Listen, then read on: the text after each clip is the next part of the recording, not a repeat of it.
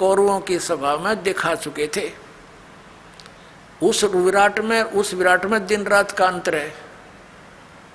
अपना आत्मा एक तो 60 वाट का बल्ब हो, ट्यूब हो, और एक हो 1000 वाट की, तो कितना अंतर है। ट्यूब दोनों है, लेकिन वो 1000 वाट वाली 60 वाट वाली से भिन्न होती है।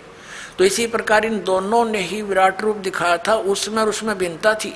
और ये शब्द श्री कृष्ण जी नहीं कह सकते कि पहले किसी ने नहीं देखा और आगे कोई नहीं देख सकता।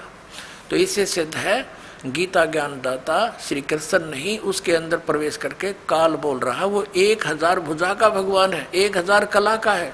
सहस्रा बाहु 11वें अध्याय के 21वें श्लोक में अर्जुन कहता है कि हे सहस्रा बाहु, हे 1000 भुजा वाले भगवान, अपने उसी चतुर्भुज रूप में आ जाओ। क्योंकि वो श्री कृष्ण मान रहा था उसको, और श्री कृष्ण जी विष्णु जी जो है ये 4 भुजा के भगवान है। अब इस दास की नजरों से आपको पता चलेगा कि श्रीमद् भगवद गीता का ज्ञान किसने बोला। और अन्य प्रमाण एक ये है कि श्री कृष्ण तो अर्जुन के साले थे। श्री कृष्ण की बहन अर्जुन को ब्याही थी सुभद्रा जी, अपने साले को पहचानने से भूल गया। वो श्री कृष्ण नहीं था। वो श्री कृष्ण से बाहर निकल कर वो काल देख रहा था, ऐसे भयंकर रूप दिखाया, और श्री कृष्ण अलग खड़े हैं, ओझल हो गए उसके प्रकाश में, तेज में। तब अर्जुन पूछता है, हे महानुभाव आप कौन हो, मैं आपको नहीं पहचानता। तो क्या श्री कृष्ण थे वह? और भी ढेर सारे प्रमाण हैं कि श्री कृष्ण जी ने गीता का ज्ञान नहीं कहा। श्री कृष्ण जी ने पहले कभी काल नहीं कहा अपने आप को, बाद में कभी काल नहीं कहा। श्री कृष्ण जी के पास तो ये जितनी गौवें थी, ग्वाल बाल थे, गोपियाँ थी, सब आकर के प्यार पाते थे, उसकी तरफ देखते रहते थे, निहारते रहते थे। क्या वो काल हो सकते हैं? तो पुण्यात्मा, श्रीमद् भगवद गीता का ज्ञान इस सर्वपुरुष ब्रह्म ने दिया, जो ब्रह्मा विष्णु महेश का पिता है। और इसी को हमारे धर्मगुरु परम ब्रह्म बोलते हैं, इस काल को, कि ये मूर्ति रहित है, ये आकार में आया तो सदाशिव बन गया। अभी आपने सुने जगत गुरु तत्वदर्शी संत रामपाल जी महाराज के विचार। और आइए अब जानते हैं शारदा द्वारका पीठ तथा ज्योतिर्मठ बद्रीनाथ पीठाधीश्वर शंकराचार्य स्वरूपानंद सरस्वती जी महाराज के विचार। गीतानुसार तीर्थ, व्रत, तर्पण एवं श्राद्ध निकालने से क्या लाभ होता है? ये सब के सब मनुष्य के मन की संकीर्णता को दूर करने वाले हैं। अगर आप अपने भोजन में से कुछ अन्य प्राणियों को भी दे रहे हैं, अतिथि का सत्कार कर रहे हैं, तो ये आपके हृदय की संकीर्णता को दूर करने वाला है। अभी आपने सुने शारदा द्वारका पीठ तथा ज्योतिर्मठ बद्रीनाथ पीठाधीश्वर शंकराचार्य स्वरूपानंद सरस्वती जी महाराज के विचार। और आइए अब जानते हैं पुरी पीठाधीश्वर शंकराचार्य स्वामी श्री निश्चलानंद सरस्वती जी महाराज के विचार। तो शंकराचार्य जी गीता के अनुसार तीर्थ, व्रत, तर्पण एवं श्राद्ध निकालने से क्या लाभ है? या शास्त्र विधि मुत्सृज्य वर्तते काम कारता न सिद्धिमवापनोति न सुखम न परम गतिम।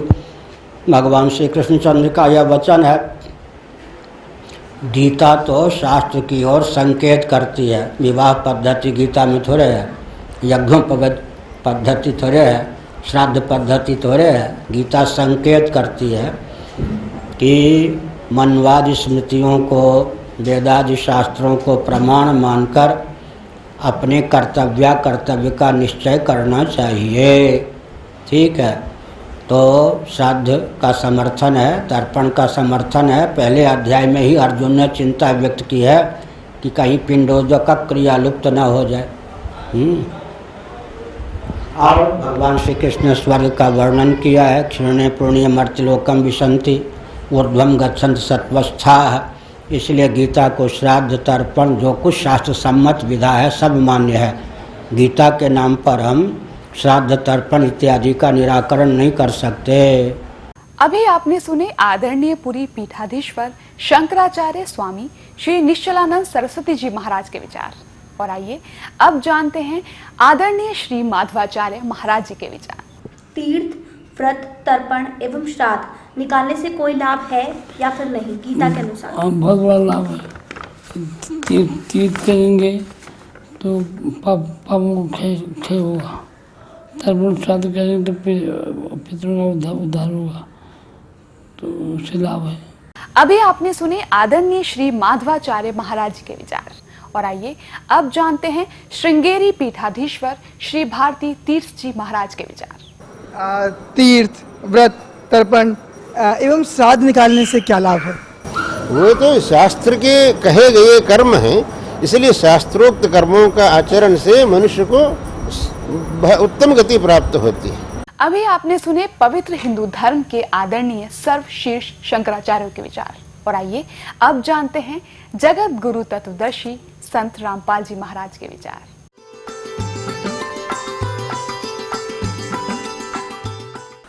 सतगुरुदेव की जय। बंदी छोड़ कबीर परमेश्वर जी की जय। बंदी छोड़ गरीबदास जी महाराज जी की जय। स्वामी राम देवानंद जी गुरु महाराज जी की जय हो। गरीब नमो नमो सतपुरुष को नमस्कार। गुरु की नहीं सुर नर मुनि जन साधुओं संतों सर्वस्दी नहीं। सतगुरु साहेब संत सब दंडोतम प्रणाम। आगे पीछे मध्य हुए तिनको जा कुर्बान। पुण्यात्माओं, ये सरहद निकालते हैं, ये कहां से लिया इन्होंने ये जुगाड़? जबकि वेदों में मना है कि श्राद्ध नहीं निकालने चाहिए। ये भूत पूजाएं हैं, भूत पूजोगे तो भूत पढ़ोगे। गीता जी अध्याय नंबर 9 के श्लोक नंबर 25 में कहा कि भूत पूजने वाले भूतों को प्राप्त होंगे, पितरों की पूजा करने वाले पितर बन जाएंगे, देवताओं की पूजा करने वाले देवताओं के पास जाकर उनके नौकर लगेंगे, और मेरी पूजा करोगे मुझे प्राप्त होगे। तो गीता जी में तो मना किया कि पितर पूजा, भूत पूजा ये 13वीं करनी, अस्थि उठानी, गति कराने के लिए गंगा में डाल कानी, ये सारी शास्त्र विरुद्ध साधना है, वेद विरुद्ध साधनाएं हैं, ये नहीं करनी चाहिए। अरे हमारे धर्मगुरु इन नवगाटा जुड़वारे हमारा। तो पुण्यात्माओं, आज हम इस योग्य कर दिए परमात्मा ने कि हम इन सदग्रंथों को अब स्वयं देखेंगे। इस दास ने इन सदग्रंथों का गहन निरीक्षण किया, अध्ययन किया, तो उसमें क्या पाया कि हमारे जितने भी धर्मगुरु, हिंदू धर्म के धर्मगुरु, ऋषि, महर्षि, ये मंडलेश्वर, महंत, संत, ये सभी लोक वेद सुना रहे हैं, दंत कथा सुनाया करते हैं। इनके पास शास्त्र अनुकूल ज्ञान नहीं है। ये वेदों, गीता और पुराणों के विपरीत ज्ञान हमें दे रहे हैं, और नाम इन्हीं सदग्रंथों का ले रहे हैं। जो टीचर, जो अध्यापक आउट ऑफ सिलेबस पढ़ाता है, पाठ्यक्रम से हटकर ज्ञान देता है, वो अध्यापक ठीक नहीं, वो शत्रु है उन विद्यार्थियों का। और यही कारण रहा पुण्यात्माओं, शास्त्र विधि को त्याग कर मनमाना आचरण करवा कर इन हमारे धर्म गुरुओं ने हमारे सभी पूर्वज भूत बनवा दिए, 84 लाख योनियों में डलवा दिए, और फिर उनके लिए यत्न बताते हैं, श्राद्ध निकाल दो, पिंड भरवा दो, ये क्रियाएं कर दो, जो कि गीता जी के विरुद्ध है। श्रीमद् भगवत गीता अध्याय नंबर 9 श्लोक नंबर 25 में कहा कि जो भूत पूजते हैं वो भूतों को प्राप्त होंगे। ये श्राद्ध निकालना, पिंड भरवाना, 13वीं करना और अस्थि प्रवाह करना, गति कराने के अर्थ, तो ये सब भूत पूजाएं हैं। इनके करने वाले भी भूत ही बनेंगे। देवताओं की पूजा करने वाले देवताओं को प्राप्त होंगे, पितरों की पूजा करने वाले पितर बन जाएंगे। गीता ज्ञानदाता कहता है कि मेरी भक्ति करने वाला मुझे प्राप्त होगा।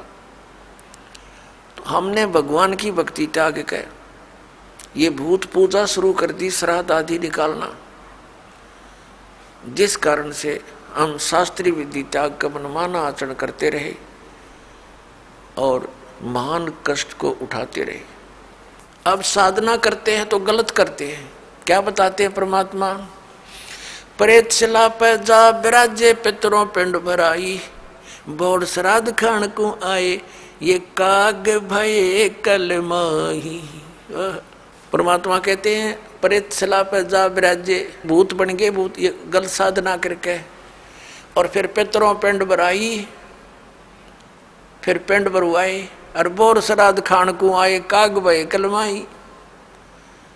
पुण्यात्माओं ये श्राद्ध निकालते हैं, ये कहाँ से लिया इन्होंने ये जुगाड़?